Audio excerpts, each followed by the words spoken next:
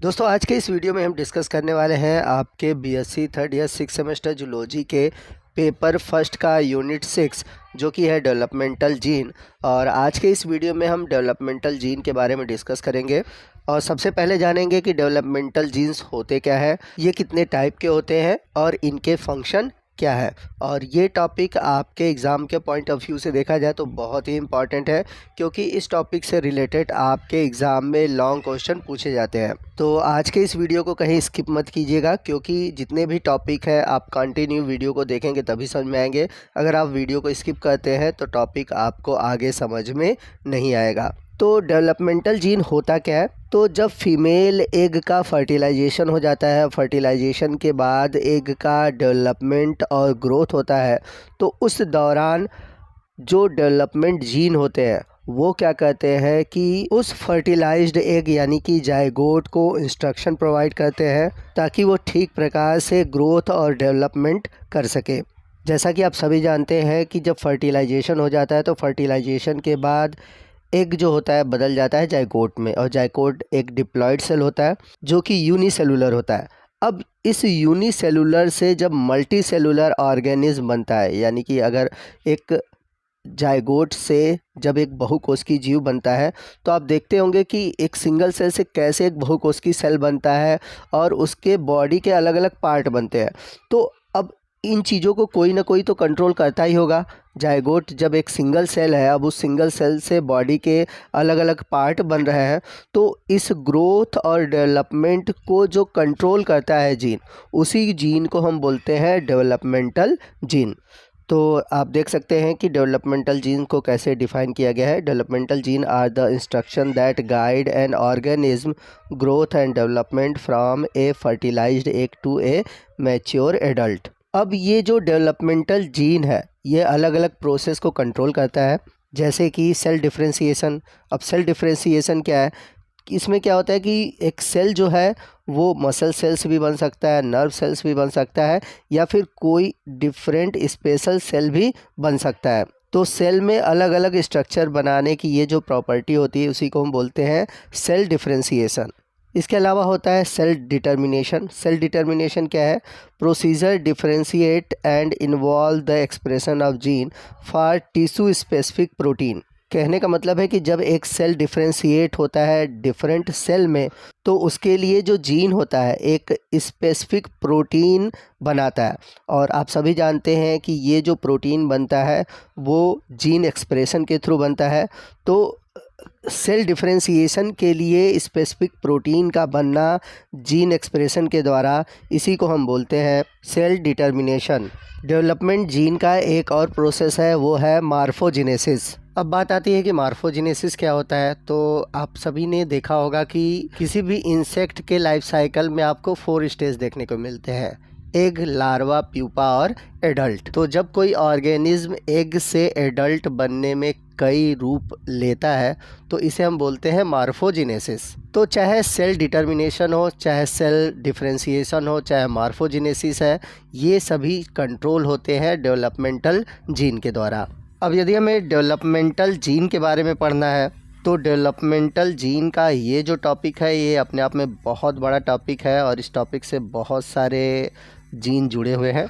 और ख़ासकर मैं बात करूँ बीएससी की, तो बीएससी में आपको बहुत ज़्यादा जीन के बारे में नहीं पढ़ना है, और इतना कम भी नहीं पढ़ना है कि आप अच्छे से नॉलेज नहीं रख पाएँ। तो मैं आपको छोटे में ही हर चीज़ के बारे में डिटेल से बताऊंगा, यानी कि आपका नॉलेज भी कंप्लीट हो और आपका जो सिलेबस है टू दी पॉइंट आप उसके बारे में जान सकें।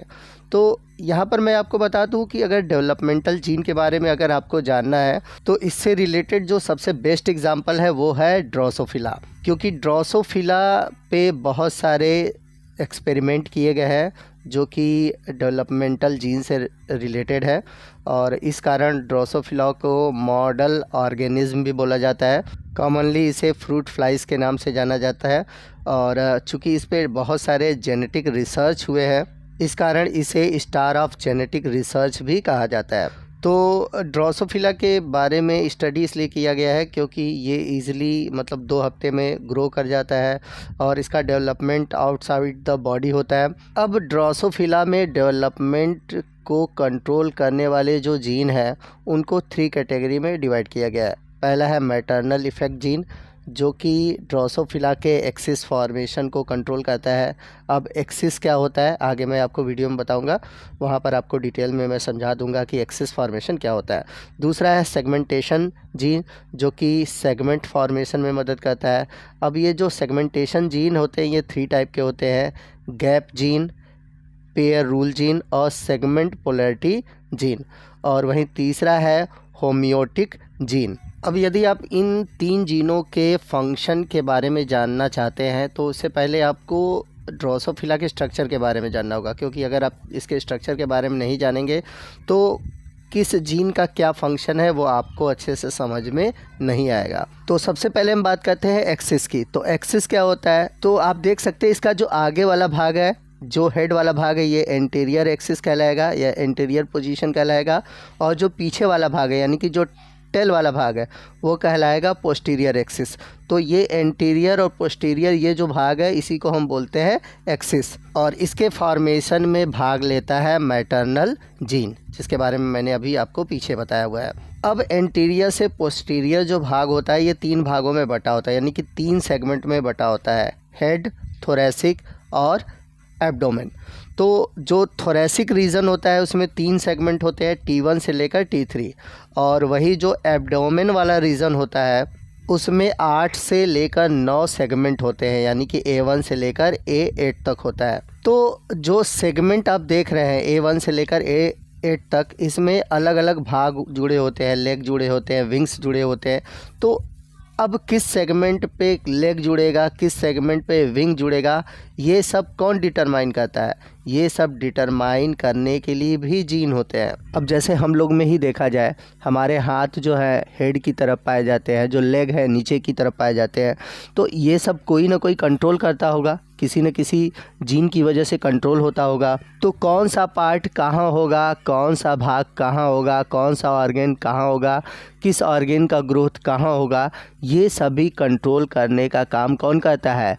Developmental gene. तो जैसा कि मैंने पीछे भी बताया था कि जो ये डेवलपमेंटल जीन है इनकी 3 कैटेगरी है, मैटरनल जीन, जाइगोटिक जीन या उसी को हम बोलते हैं सेगमेंटेशन जीन, और तीसरा है होमियोटिक जीन। और इन सभी जीन के अंतर्गत कई सारे और जीन आते हैं। जैसा कि मैंने बताया था कि जो डेवलपमेंटल जीन है ये अपने आप में बहुत बड़ा टॉपिक है, ठीक। तो यहाँ पर हम केवल इन सभी maternal gene, zygotic gene, होमियोटिक gene और इनसे जुड़े हुए जो इम्पॉर्टेंट कुछ जीन हैं उनके बारे में जानेंगे। तो मैटरनल जीन में आप पढ़ेंगे बाइकॉइड जीन, हंचबैक, नैनोस, कॉर्डल और टॉर्सो। तो ये सभी जीन जो होते हैं एंटीरियर और पोस्टीरियर रीजन को बनाते हैं। अब ये कैसे बनाते हैं, कैसे कंट्रोल करते हैं, मैं जब इसके बारे में डिटेल में बताऊंगा तो वहाँ पर इसके बारे में डिस्कस किया जाएगा। अब दूसरा है जाइगोटिक जीन यानी कि सेगमेंटेशन जीन, जो कि ड्रोसोफिला के अलग अलग सेगमेंट को बनाता है। अब इसमें 3 टाइप है, gap gene, pair rule gene और सेगमेंट पोलैरिटी जीन। अब इसके बाद है होमियोटिक जीन। अब जब आप पढ़े थे सेगमेंट में, तो सेगमेंट में मैंने बताया था कि जो थोरैसिक होते हैं उसमें 3 पार्ट होते हैं, T1, T2 और T3। अब T1 में क्या होता है, केवल लेग होता है। T2 में क्या होता है, लेग और विंग्स दोनों होते हैं। और T3 में लेग और हेल्टर्स होते हैं। तो किस थोरैसिक में क्या जुड़ेगा ये कौन आइडेंटिफाई करेगा? ये आइडेंटिफाई करते हैं होमियोटिक जीन। तो इन सभी के बारे में अगर हमें डिटेल में पढ़ना है तो मैं आपको अगले पार्ट यानी कि सेकंड पार्ट में सबके बारे में डिटेल से बताऊंगा, और अगले पार्ट में हम मैटरनल जीन के बारे में जानेंगे। तो आपको आज का ये वीडियो कैसा लगा कमेंट करके ज़रूर बताइएगा। वीडियो अच्छा लगा होगा तो प्लीज़ वीडियो को लाइक करिएगा, अपने दोस्तों में शेयर कीजिएगा, और कोई भी डाउट है आप हमसे कमेंट करके पूछ सकते हैं। तो मिलते हैं अगले वीडियो में अगले टॉपिक के साथ, तब तक के लिए जय हिंद, जय भारत।